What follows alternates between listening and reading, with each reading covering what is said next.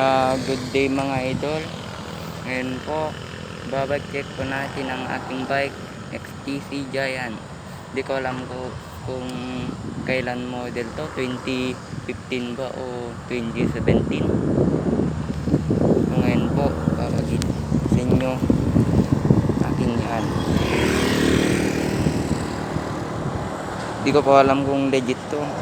Legit to.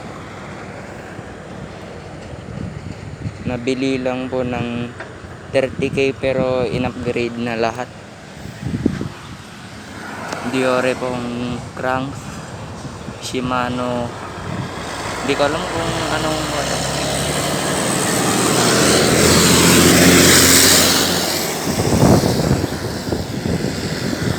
naka-submit Legend 32 pong port.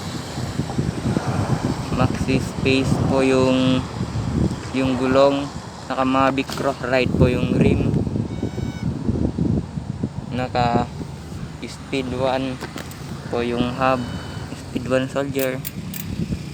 Tsaka submit po itong cogs.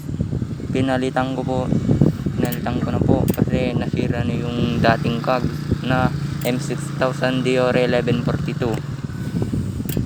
Ito pong RD niya ay Diore M6000 saka yung chain. Sira na po itong uwang ko, saddle ko. Naka-submit stembo ko negative 30 degree 8 mm.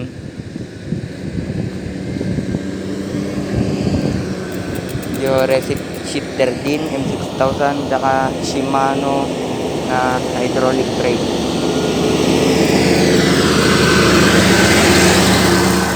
Pasensya na po, maingay. Duman kasi yung dump truck. Nakakat ay padron po tayo na cyclophone.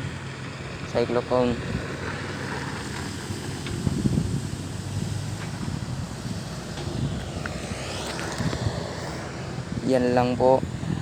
Salamat.